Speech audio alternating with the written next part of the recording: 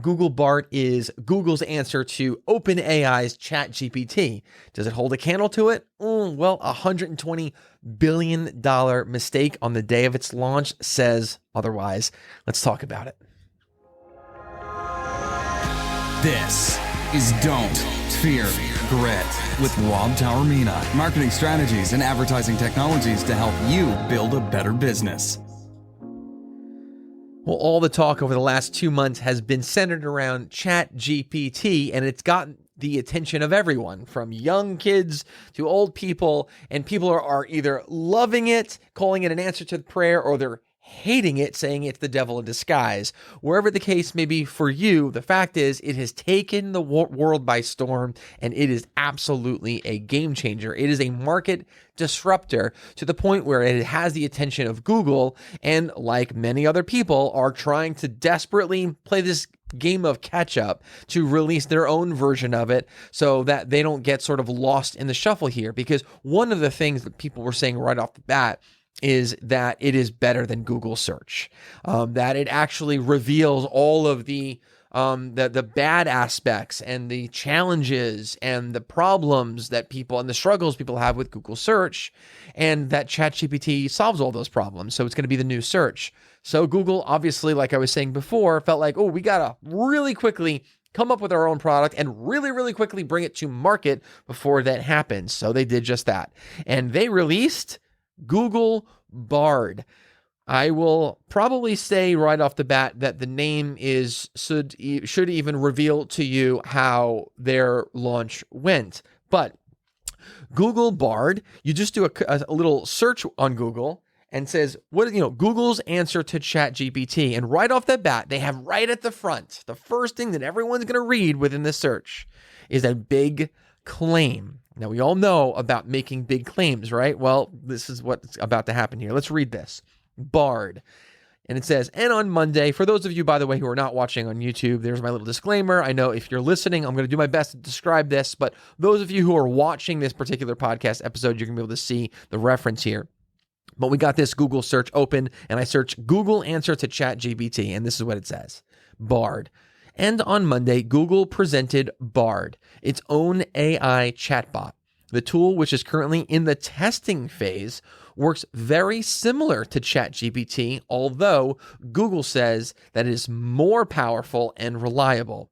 It draws on information from the web to provide fresh, high-quality responses. Now, the problem with making a claim like this, where it says, Google says that it is more powerful and reliable, right? It's saying it's more powerful, more reliable than ChatGPT. That it creates fresh, high-quality responses. Now, we're going to pay attention to that because their launch, like, you can't script this stuff, it's so ridiculous what actually happens. They make a claim that it's more powerful and what? More reliable? Well, on their launch, this is what happens, is it makes a big mistake and it's caught by everyone. And the impact of it, the negative impact on Google is felt financially. And we're going to go over that in a second. But on its launch, on its sort of like public demo to the world, right? This is obviously the world is watching at this point, right? Everyone's using ChatGPT. They're loving it. Everyone is saying this. It's a threat to Google. Google needs to respond quickly, and they need to respond efficiently and accurately and with quality, right? And so they do everything, right? They develop it. Great. They have a release date. That's really quick. Awesome. It's going to be this week. Everything so far, so good, right? Now they just need their demo, their live demonstration to go really, really well. Remember, they're making this big claim that not only is it just an answer to it, it can do what ChatGPT does. It's making a claim that's going to be more reliable than ChatGPT, more accurate than ChatGPT. On its live demonstration, it totally messes up. And it gets wrong a question as it relates to the James Webb Space Telescope. And it just completely botches it up. And as a result of this botch, Google loses $120 billion in valuation based on the crash that experiences, for them anyway, on the stock market. And this is what happens right here. literally, this is sort of like, you can sort of see as far as time is concerned, all of a sudden they're doing their live demonstration. It makes this massive error. And then boom, look at that. That chart right there, you can see the moment where all of a sudden it just dips way, way down. And that's literally the moment where this live demonstration was going on. It screws up royally, and Google does its best to limit the damage. And if you do some Google searches, it's not a predominant piece of information, but as we all know how social media works, it can go viral very, very quickly. It does, and everyone gets a hold of it. And their stock market in that moment just dips big time, actually. Let's get back to the article here to show you guys exactly sort of what happened. But as part of the demonstration, I'll show you actually the video, this clip of the video in a moment of the demonstration. But the question is, what new discoveries from the James Webb Space Telescope can I tell my 9-year-old about? Innocent enough, simple enough, right? James Webb, everyone knows about the James Webb now. What's going on? The images are amazing that it's bringing back. It wants to say, hey, what's something really cool and fun that I can tell and it'll excite the interest in my 9-year-old, right? That's a really simple question. But at the same time, a moldable child, we better be delivering now information that is accurate, right? Well, the AI tool responds in 3 bullet points, as this article is outlining right here. The problem is the last bullet point is inaccurate. It's making this claim that it's the first picture of this particular planet outside of our solar system, and that's a lie. It's not. The first picture of this particular planet, or a planet outside of our solar system, happened in 2004, as outlined here. And here, as I'll show you guys, this is now a clip of that moment. They're doing a live demonstration of where the Google Bard messes up. And you can see it's prompting it with the question, what new discoveries from the James Webb Telescope can I tell my 9-year-old about? Enter, and then it delivers these 3 answers. And as you can see, the last one of the answers is just wrong. And that's a problem. Now, it's one thing if you release this and you add the disclaimer that, by the way, for the record, ChatGPT did. They released it and they admitted, listen, it's not perfect. It does need people to use it. It needs to be refined. It will be improved, and do not use the first draft. It literally was honest about its representation of the product. And because of them being honest up front, it allowed for more mass adoption without too much criticism. Google does something completely different. Now, remember what they did? Remember this claim? What Google does is their way of answering ChatGPT is not only releasing the product, but to exaggerate the representation of the product, misinform the general public who's already thinking this anyway, and it's a catastrophe. The one thing that could undo this whole thing literally happens. They don't apparently they don't have a good relationship with Murphy's Law, right?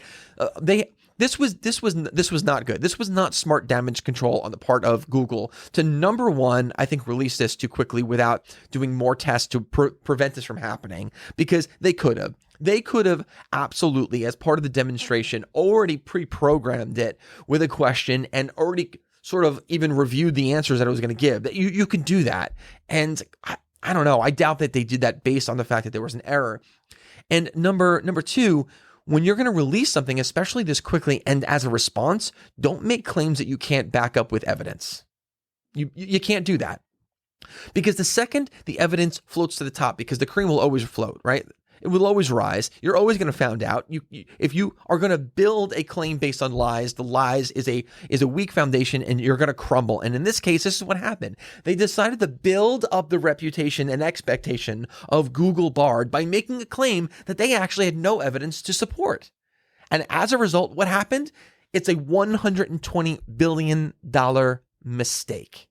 Now, will Google fix this? Yes, I have no doubt that Google's team will absolutely get back to the drawing board here and fix it. Do I think Google Bard has potential? I do think it has potential, and I think it could be a great thing. But Now all of a sudden, you have just set yourself way back because everyone has one chance at a first impression. They just ruined it. So now they got to really claw their way back over probably a long period of time. And they're going to have to release things that are, in fact, a lot better than ChatGPT. And I think that's where they're going to struggle because ChatGPT already has a head start. They already have a head start. They already have a lot of people using it, mass adoption. It's helping them improve it because it's open source, right? It's OpenAI. And I think it's going to be really, really hard for now Google to make up that distance here. And they're going to have to figure out their game plan because even prior to ChatGPT being released, they already took a big hit back at during like Q3 when they released that their profits and their revenue is down. So they were already in the midst of a sort of an environment at a time of Google where they were struggling a little bit. And I think this is a huge blow to Google. And Google Bard, I don't think this launch could have been like any worse. I don't want to say that because it could always be worse, I guess. But this was rough. This was really, really rough. So a couple things, takeaways. Number one, don't do what Google did here, right? You never want to make a big, bold claim that's exaggerated. You want to manage proper expectation so that ultimately the result is going to be consistent with the claim that you're making. And in this case, their result didn't match their claim. So that's a really good lesson even for everyone in life, whether it be relationship, in business, in project, it doesn't matter, is if you're going to make claims, you better be able to back it up with evidence, right?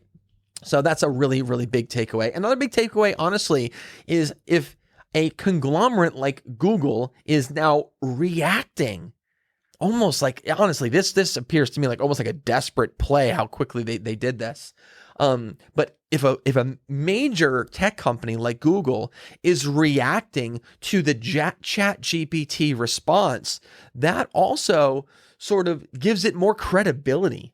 I'm talking about ChatGPT's credibility. So you need to pay attention to it. If you haven't used it, you need to start using it. And when I say use it, just on the side as a hobby, experiment for fun. I'm not saying necessarily you're going to open it for the first time and be like, I got to today figure out how I can integrate this into my life. I'm not saying that. But at the very least, open it, access it, play around with it, have some fun with it, understand it a little bit more, because the more you use it, the more understanding you'll have of its capabilities, then you'll be in a better position to be able to figure out where it fits in your life, in your business. It can be in fact like a really, really great tool in that regard. So that's today's episode. I saw that headline. I wanted to talk to you guys about this and have an episode dedicated to it. I'm really curious. Have you used ChatGPT? What's been your experience so far? Did you in fact watch the launch of Google Bard? And what's your thoughts on that? If you're watching this on YouTube, blow up the comments right now. And I'm really curious what your thoughts are on ChatGPT, on Google Bard, and now the relationship between these two. It's really interesting to me. I think every single day is going to present something really fun for us. And I think the next few months are going to be really, really exciting to be a business owner and to observe technology. I think it's going to be absolutely really, really cool. And it's like the Wild West right now. It's awesome. I love this. I love the fact, also, I'm going to end on this. I love the fact that finally there is a competitor to a conglomerate, like a massive monopoly like Google, that is forcing now Google to react. Like, we never thought that would happen, and here we are. It is happening in our lifetime. It is pretty cool, and that's honestly, I think it's just going to benefit general consumers. We are going to benefit from the big guys competing, because that means they're going to release more features, more options, more opportunities at a more affordable level. So I think it's going to be awesome. Guys, thanks for tuning in. Do me a favor, like, comment, subscribe, do all that really, really cool stuff.